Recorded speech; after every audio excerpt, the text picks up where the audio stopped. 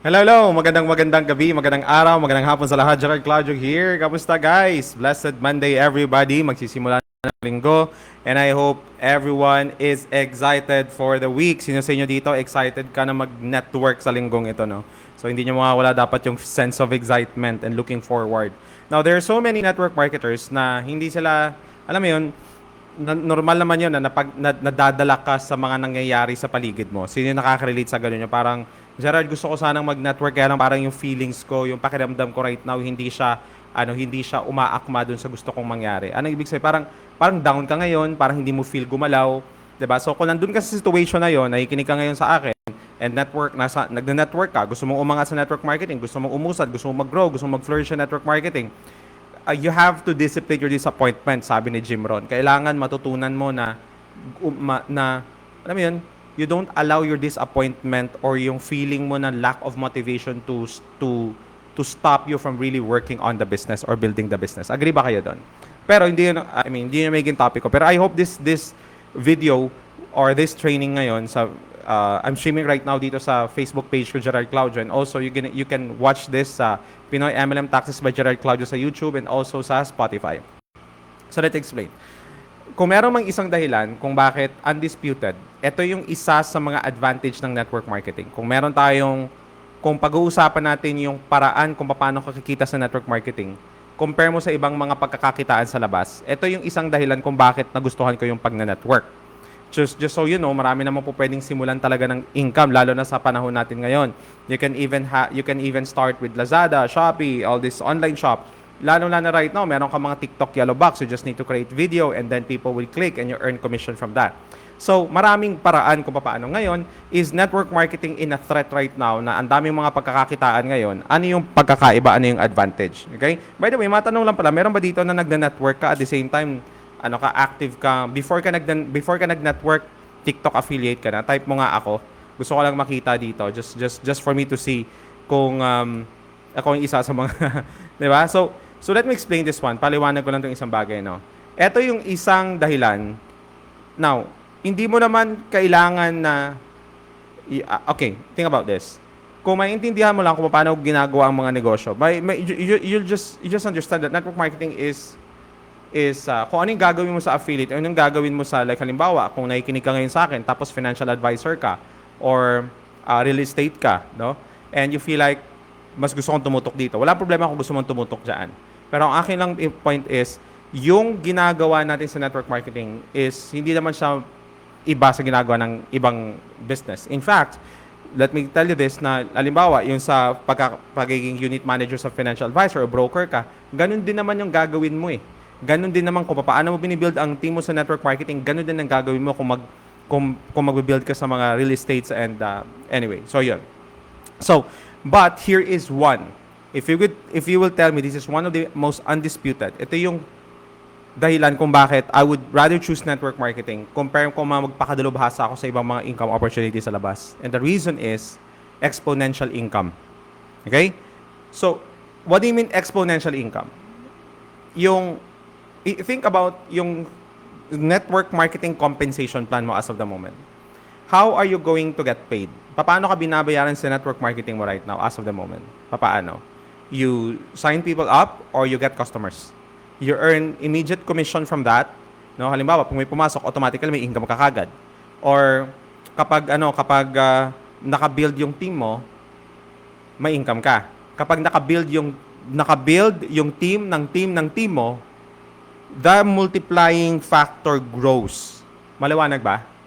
So, yun yung wala. Now, I'm nothing against affiliate Hindi ako against sa affiliate marketing In fact, I have a lot of friends na nasa affiliate sila. Pero kung pag-uusapan natin from point of discussion, kung bakit mas prefer ko ang network marketing. Kasi, sa affiliate, you earn every time people buy. So, you just need to post every single day. And there's nothing wrong with it. Okay? Napakaganda, napakaswabe.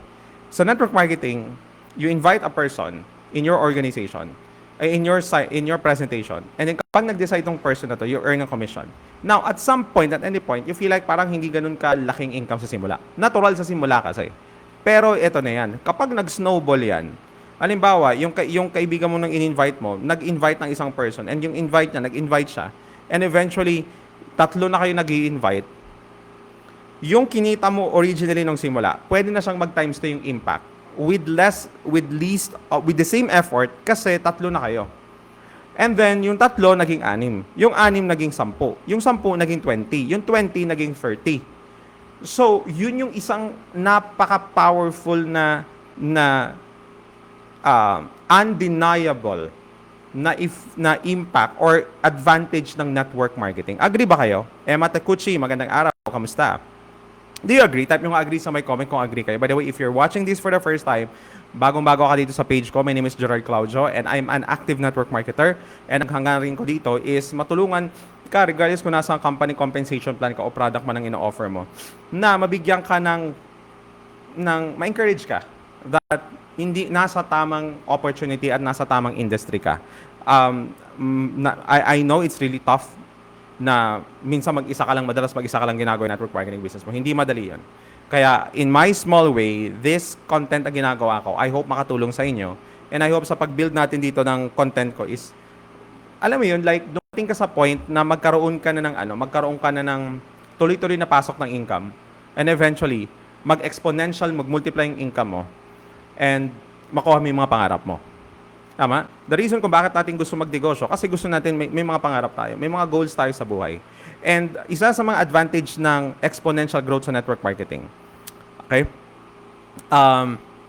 Isa sa mga advantage ng network marketing na yung exponential na growth ay hindi mo kailangan, think about this.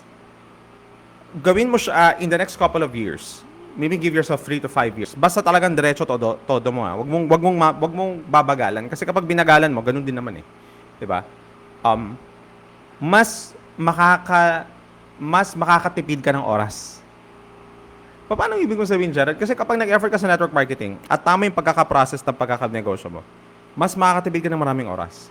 And sa akin na galing sa pag-abroad, maganda naman mong sahod namin sa barko. Yung pagtitip, paano ko ba sabihin? Yung oras talaga ang pinakadahilan kung ba't ako nagne-network eh. Ngayon, marami ng mga work from home opportunities ngayon. Tama? Pwede kang magtrabaho sa bahay and all. Pero iba pa rin talaga yung talagang hawak mo yung oras mo kasi meron ka ng organization, you created a group of people na nag-partner sa'yo sa network marketing business mo, na nagka-create sila patuloy ng sales. Dahil tinrain mo sila, nag-create ka ng system for your team, and then you're paid on that process. Napakaganda po nun. Agree po ba kayo? Diba? Romeo Alcancia, Lucila Martin. Yeah, you're welcome, Ma'am Riza. Agree ba? Type nyo nga agree sa may chat. So anyway, if you're watching here, bago ka lang, I want you to be encouraged sa network marketing business mo. And I want you to understand na hindi sayang. Basta as long as legit yung company na pasukan mo. Okay? Marami kasing mga kumpanya na nagmumukha silang network marketing, hindi naman sa network marketing. Okay? So, yun siya. Okay? So, one of the powerful, undisputed advantage of network marketing, you compare sa ibang opportunity, yun talaga, nagmumultiply.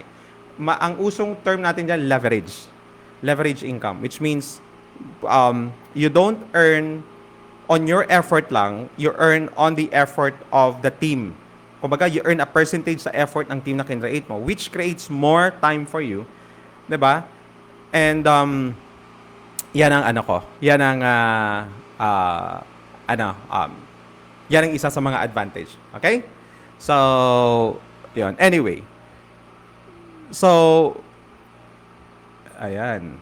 Alright. So, anyway, let me invite you. Kung makikita kayo dyan sa may comments or dyan sa may taas, I will conduct a free webinar on October 25. That's 8 p.m. Philippine time. And ang gagawin mo lang is mag-register ka. I remove the price for this para maging free siya. So that's on October 25. Kasi makakatulong sa'yo to, lalo na itong pinag-uusapan natin. Kasi may mga risk din sa may mga risk din sa pag-build ng network marketing. Ano yung mga risk? Tulad nito, if hindi mo alam kung yung ginagawa mo. Number 2, if you think yung skills ay fix saka influence mo, fix like, ano ba to, wala na akong kausapin, baka ganito na talaga kung hindi naman totoo yun, di ba?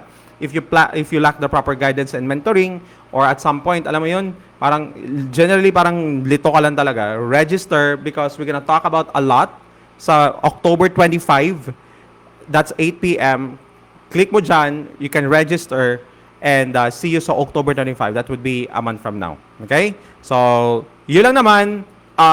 I hope may natutunan kayo dito. Share nyo to. Click, you share this to people that you know. Itong topic na to. I hope makatulong sa inyo. God bless everybody. You guys are all amazing. Bye-bye.